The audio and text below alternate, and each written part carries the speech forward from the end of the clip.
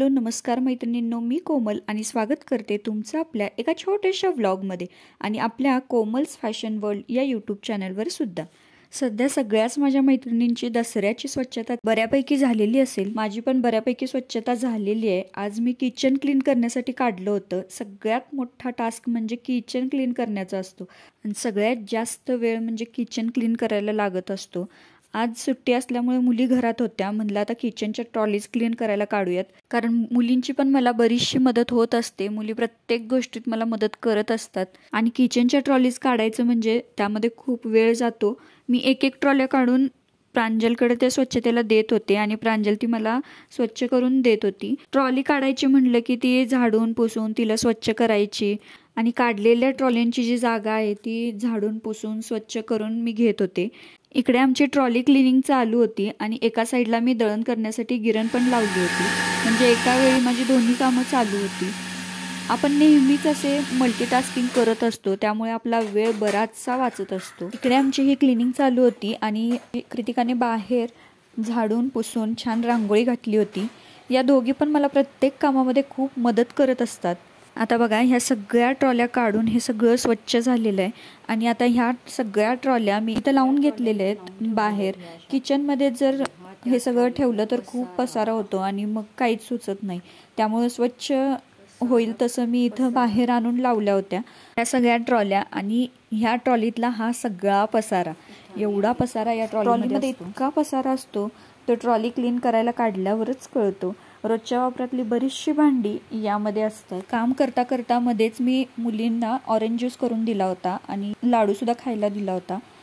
आता मला पण इतकी भूक लागलेली आणि स्वयंपाकाला अजून खूप वेळ होता, म्हणून म्हटलं चला एक लाडू खाऊन घेऊया. असा मधून एक ब्रेक घेतला की आपल्याला पण बरं वाटतं.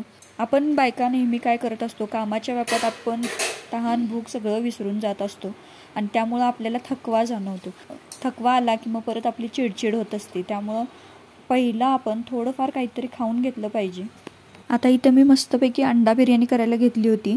त्यासाठी बासमती तांदूळ घेतलेला आहे आणि जेवढा तांदूळ घेतला त्याच्या दुप्पट पाणी घ्यायचं आहे आणि त्यामध्ये सगळे खडे मसाले घालून घेतलेले आहेत, जसं की लवंग, दालचिनी, मिरे, तमालपत्री, मसाला वेलची, साधी वेलची, असे सगळे खडे मसाले यामध्ये घालून घेतलेले आहेत. त्याचा आपल्याला फक्त फ्लेवर पाहिजे. त्यानंतर त्यामध्ये मीठ आणि थोडंसं तेल घालून घेतलं आहे आणि सगळं छान मिक्स करून घेतलेलं आहे. तुमच्याकडे जर लिंबू असेल तर अर्धा लिंबू यामध्ये पिळून घ्यायचा.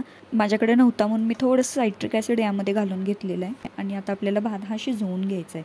भात शिजून होतो आहे तर आपण उकडलेली अंडी घेतलेली आहेत आणि त्या अंड्यांना असे कट मारून घेतलेले आहेत.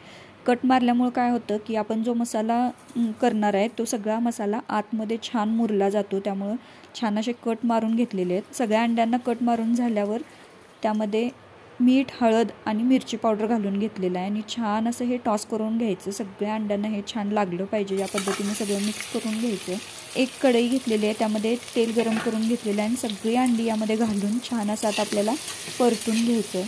अंड्यांचा छान कलर थोडासा बदलेपर्यंत परतून घ्यायचं आहे. इथं बघू शकताय मस्त अंड्यांचा कलर बदललेला आहे. ते काढून घेतलं आणि त्याच कढईमध्ये तेल टाकून तेल गरम झालं की त्यामध्ये कांदा घालून घेतलेला आहे. कांदा छान परतून घ्यायचा. आपल्या इकडं कांदा परततोय तर आपण भात बघूया कसा शिजलेला आहे तो. हे बघा, मस्त असा आपला भात शिजलेला आहे, एकदम सुट्टा सुट्टा छान झालेला आहे. इकडं कांदा पण आपला भाजून झालेला आहे. त्यामध्ये टोमॅटो घालून घ्यायचे. टोमॅटो पण छान मऊ होईपर्यंत मस्त शिजवून द्यायचा. जेव्हा आपण घरात एक्स्ट्राची कामं काढतो त्यावेळेला झटपट होणारा असा हा स्वयंपाक मी करत असते आणि ही बिर्याणी सगळ्यांनाच घरात आवडते आणि पटकन पण होते. त्यामुळे मी आज हा बेत केला होता. टोमॅटो छान मऊ झाल्यानंतर त्यामध्ये आलं लसणाची पेस्ट घालून घेतलेली आहे. मी इथं रेडीमेड घालून घेतलेली आहे. तुम्ही आलं लसूण फ्रेश असं बारीक करून घातलं तर अजून छान फ्लेवर येतो, पण माझ्याकडे तेवढा वेळ नव्हता म्हणून मी तयारच घातलेली आहे. त्यानंतर त्यामध्ये 2 चमचे मी चटणी घालून घेतलेली आहे आणि छान असं आपल्याला मिक्स करून घ्यायचं, भाजून घ्यायचं. त्यानंतर थोडंसं पाणी घातलेलं आहे, मसाला आपला खाली कढईला लागू नये यासाठी. 1 चमचा बिर्याणी मसाला घालून घेतलेला आहे. त्यामुळं आपल्या बिर्याणीला मस्त असा फ्लेवर येतो, खूप छान टेस्ट लागते आणि लागेल तसं आपण गरम पाणी यामध्ये ॲड करायचं. थोडीशी ग्रेव्ही झाली पाहिजे याला.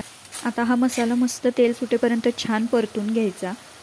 मसाल्याला छान तेल सुटलं की यामध्ये आपल्याला जी आपण भाजून घेतलेली अंडी आहेत ती सगळी अंडी यामध्ये घालून घ्यायची आणि छान मिक्स करायचं। मस्त आपला अंड्याचा मसाला तयार झालेला आहे।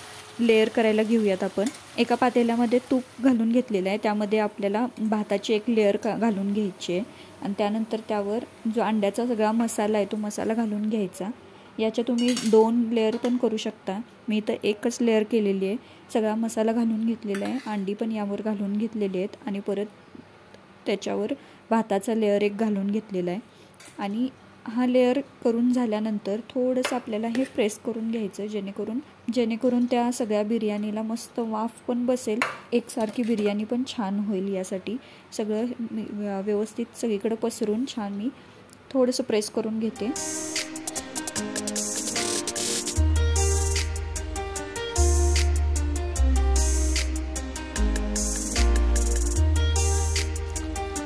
आता यावर झाकण ठेवून एक वाफ देऊन घेऊया। वाफ देण्यासाठी मी इथं गॅसवर तवा पहिला गरम करायला ठेवलेला आहे। तव्यावर आपल्याला हे पातेलं ठेवायचं आहे, डायरेक्ट पातेलं ठेवायचं नाही, कारण जर डायरेक्ट आपण पातेलं ठेवलं तर बिर्याणी करपू शकते। त्यामुळं असं तव्यावर ठेवायचं, छान वाफ बसते आणि झटपट पटकन होणारी रेसिपी आहे, पटकन होते, अजिबात काही ह्याला तामझाम नाही। जे अवेलेबल साहित्य आहे त्यापासूनच मी केली। बिर्याणीला वाफ बसते तोवर आपण इथं आता हे राहिलेलं आपलं काम करून घेऊया। आता हे ट्रॉल्यांची क्लिनिंग तर झालेली आहे। आता इथं मी मुंग्यांची पावडर अशी लावून घेते। यामुळं काय होतं, मुंग्या, चिलटं असेल किंवा पाली असतील तर ते काही होत नाही, यासाठी इथं मुंग्यांची पावडर या पद्धतीने लावून घेतलेली आहे। एका कापडामध्ये मुंग्यांची पावडर घालून घेतलेली आहे आणि ती अशी इथं सगळीकडे लावून घेतलेली आहे। आता सगळ्या ट्रॉल्या लावून घेते।